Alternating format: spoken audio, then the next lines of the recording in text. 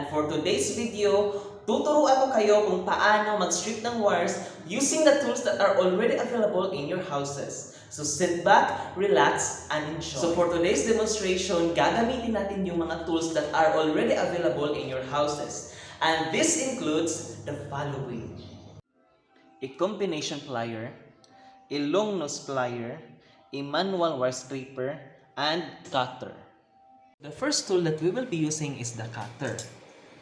Just a disclaimer lang po, the appropriate tool instead of using the cutter is the electrician's knife. However, we don't have one, so we will be using an alternative, which is the cutter. So, para sa beginners out there, for this demonstration, I'll be using a 12 AWG stranded THHN wire. So, yung gagawin natin ay basically parang nagtatasa ka lang ng lapis. Ito ay tinatawag na pencil cut. So parang nagtatasa ka lang ng lapis. So to show you what I am talking about, so ganito yun. Parang nagtatasa lang po kayo ng lapis. Be comfortable and also be aware that we are using a sharp tool that could possibly harm you. So sundan nyo lang po ako kung paano ko ito ginagawa. Depende po sa inyo kung ano po yung mas komportable ninyong posisyon. Basta parang nagtatasa lang po kayo ng lapis. At dapat din po nating tandaan na hindi dapat siya gaano ka lalim para yung conductor sa loob ay hindi natin masaktan or hindi natin siya ma-damage. Avoid nicking po or damage on the wire. So dapat sakto lang po yun. So parang nagtatasa lang po kayo ng lapis basically. So kapag natanggal nyo na po yung insulator, ganito po yung magiging itsura.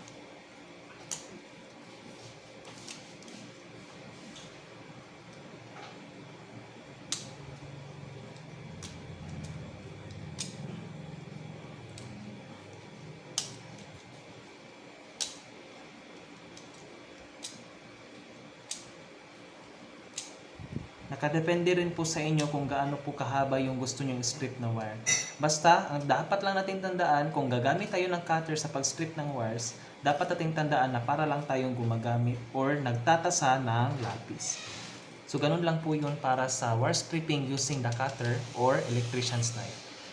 So, the second tool that we will be using is the combination plier and the long nose plier. So, to start with, the long nose plier will act as a holder that holds the wire in place. Make sure na hindi dito sa may talim natin ilalagay para ma-prevent natin or maiwasan natin ang pagkaputol ng wire. So, the combination plier on the other hand, this will cut the insulation. As you can see, there is a sharp edge in this part. So, ito yung dito natin iipit yung wire para maputol natin yung insulator.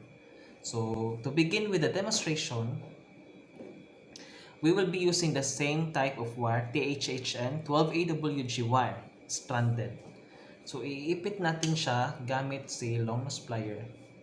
Iipit natin siya, tapos gagamitin natin si combination plier para mag-cut doon sa insulation.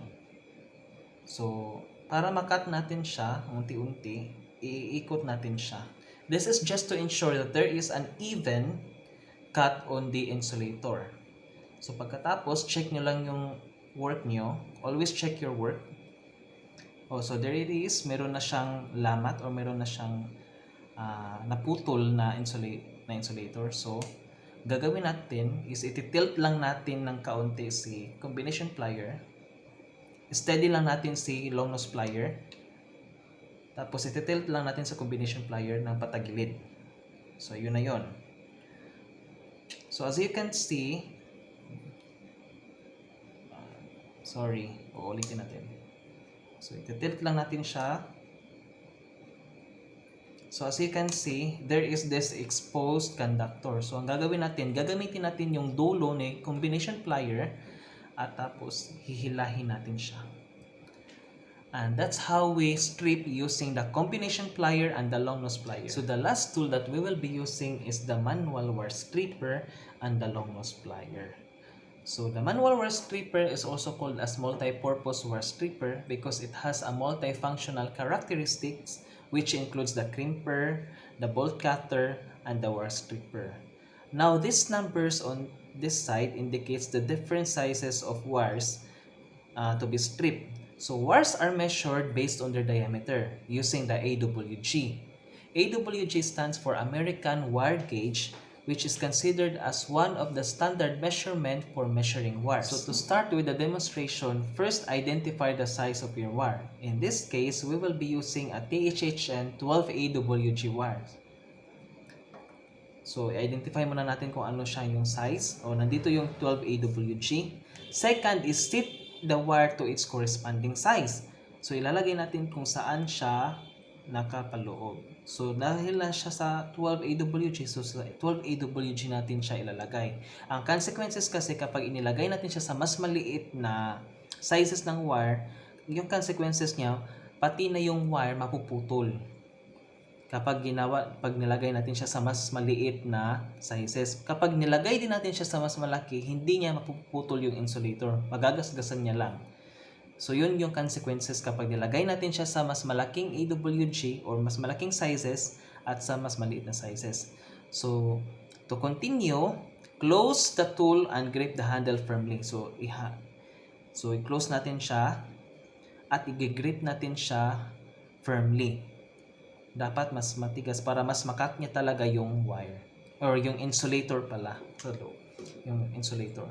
So using the long nose plier, hold the opposite side of the wire to be stripped to prevent movement during the process. So para maiwasan natin yung paggalaw kasi iikutin natin tong wire stripper, gagamitin natin sa long nose plier pero wag muna natin siyang diinan ng masyado para hindi siya ma-damage rin yung ibang part ng wire.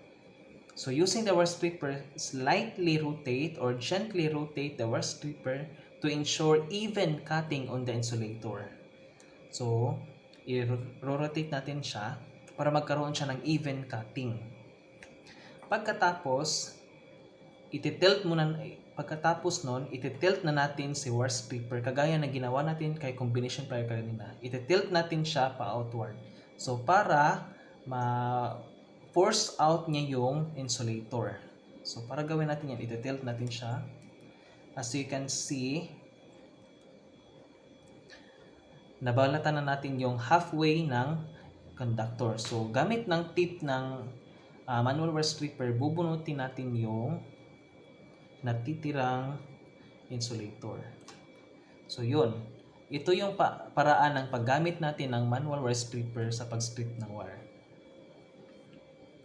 Yun lang yung mga ka-electricians. Simple lang, di ba? I hope you have learned something in today's demonstration.